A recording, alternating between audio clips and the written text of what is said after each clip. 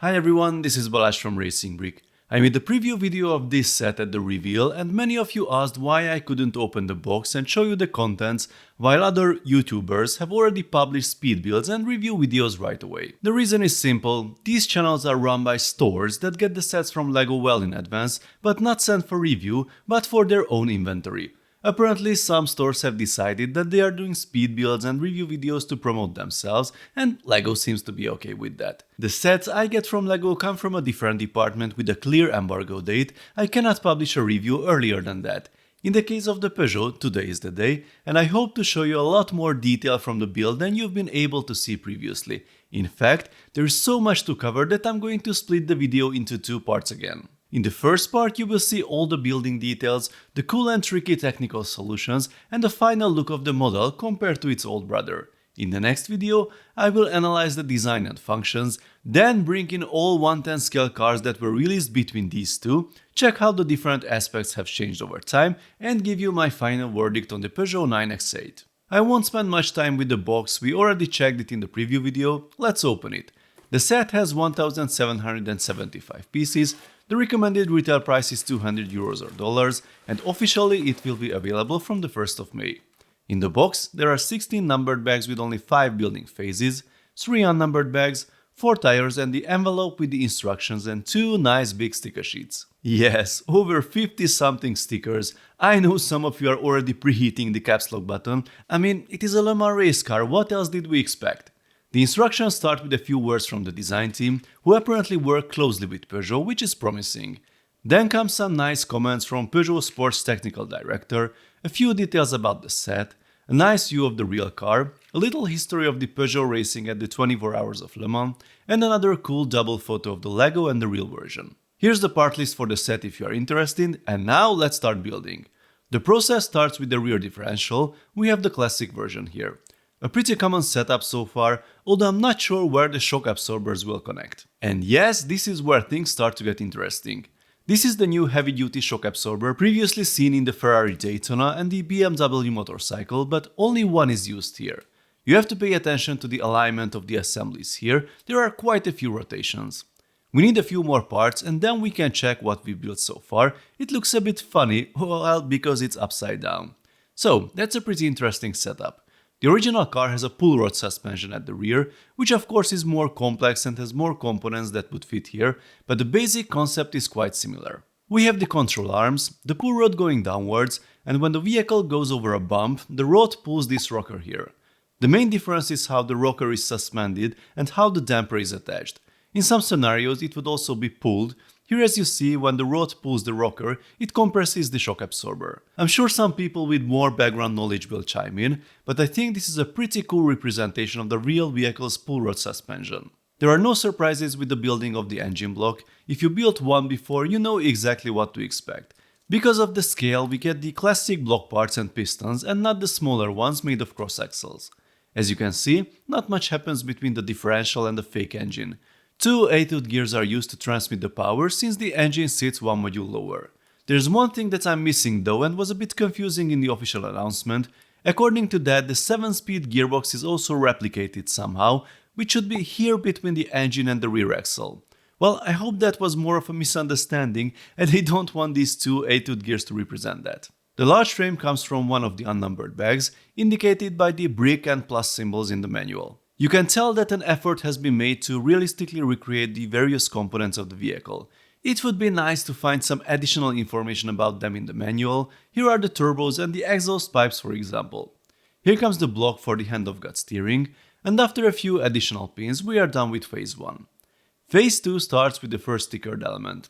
As I mentioned earlier, it would be nice if there was some indication in the manual as to which part it represents. I'm guessing it's the battery and the corresponding electronics. Then comes the driver's seat. I don't think there is much room in this car. The logo on the headrest is unfortunately not printed, this is also a sticker. Now here is something interesting. I think these parts represent the electronic wiring of the car. They aren't so flexible, so it's a bit difficult to attach them. After extending the frame a bit, we add the gears and parts for the working steering wheel. Now we assemble the front axle. The base isn't a ready-made frame, but it's built from bricks since there is no 15x7 frame available. And here are the brand new pieces from the set. the 3x5 flip-flop L-beams. The 7x11 frame isn't new in line, although it was only used in 2 LEGO education sets. Here comes the differential, this time the newer type, and here is a brick-built assembly to represent the electric motor that drives the front wheels. This is the steering rack, which isn't connected yet. The blue gear is only for stabilization, the actual connection to the steering wheel is on the other side. When you add the front suspension components, it's pretty tricky to figure out exactly what goes where. This is really the hardest part of the build so far, you really have to pay attention. Did I mention that you need to concentrate? The red bushes are on the wrong cross axle, they should fit on the axle below because the single shock absorber goes on top. Now everything is in place and we can see how the classic pushrod arrangement works. We don't have torsion bars and other fancy components, but the pushrod is here. When the wheel is lifted, it pushes on the rocker which compresses the shock absorber in the middle, it's that simple. Now it's time to connect the two sections and make sure they stay together. Here comes the brick-built steering wheel, yes, the one I didn't see in the photo in my preview video, and we are done with phase 2. Since we have the chassis pretty much done, all I had to do was attach the wheels and test the suspension. Some people were concerned about the single shock absorber setup per axle, as the rearward configuration is more complex and they expected the chassis to easily bounce left and right. I'm glad to report that's not the case. Everything is rock solid, the suspension is quite stiff both at the front and at the rear, and the car is totally level by default. In phase 3 we'll see more new parts in dark bluish grey, like this one, but interestingly not this one, we had those before. Here comes the A-pillar, which is pretty far back compared to the edge of the roof. And here's the quarter dome panel in grey, along with one of the new small panel fairings. The chassis now gets a quite massive extension on the sides. Here's a pretty surprising fully brick-built assembly in a Technic set that has even more pieces and lots of stickers. This will be the air tunnel on the top, which integrates the hand-of-God steering knob. A little work on the rear, then we'll start covering the side with this big triangular panel that's only attached at the end, but sits at a nice angle. Here's the door assembly. It's not complicated, but it's pretty sturdy, goes in place like this and it works well. I like how the triangular panel fairings complement each other and the door blends in nicely. One more tricky angled connection here on the side, and that was phase 3. In phase 4 we start working on the rear. These little red panels represent the unique taillights of the car. These are some tricky assemblies to connect from multiple directions, but the end result is rock solid. This part isn't really apparent in the instructions and it is easy to confuse. The blue pin should point to the back, as the assembly must first be connected to it and then fixed in place with the other blue pins. Parts of the diffuser, then more lights. Then comes this assembly with some cool angled panels held in place at the exact required position by the orange parts. But wait, is that the rear wing? This car doesn't have a rear wing. Technically that's not the wing, it sits much lower. Those pins are notoriously difficult to connect, by the way. This panel sits at an angle too, we have very few flat things on this build, pretty cool. A brick-built edge for the rear, then even more little aero elements.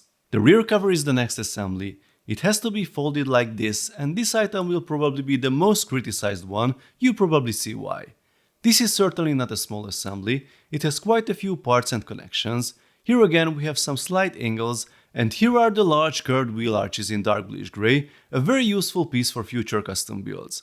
The set has tons of red 2 module long cross axles, but only 2 black ones here where it really matters to be black, nice attention to detail. Here comes the big rotor blade, sitting at just the right angle and stabilized by the little claw piece. And the whole engine cover can be put on, guided by the 10 pieces. It's not hinged, but honestly I'm not sure if it is hinged on the real model either, though I couldn't find any photos of it. Time to open the last bag. We go to the front to connect this assembly with the large Peugeot logo, which unfortunately isn't printed again. This is where the lights are installed with some cool tricks. This rod with the flag goes in there. At first sight I thought it would flap around, but no, it is supported from underneath by this 1x1 round tile and doesn't go anywhere, very cool. Then we add the actual lights with the glow in the dark sticks, and this assembly is also angled, of course, one for this side, another for that side. This mudguard piece simulates the lower edge of the windshield, let's see if it's enough for the look. Assembling the hood is pretty easy, it has a support rod to keep it in place.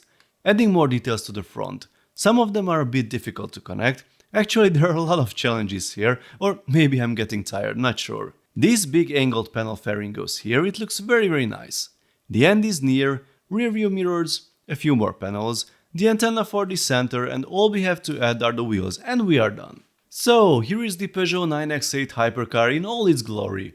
The combination of dark bluish grey and black works very well. I really like the look. Here is the 42049 24 hours race car from 2015 next to it for comparison. It has very similar dimensions, and I find it very interesting to see how the Technic team has changed in these 8 years. Alright folks, that's it for today. Stay tuned for the second part because it's coming soon.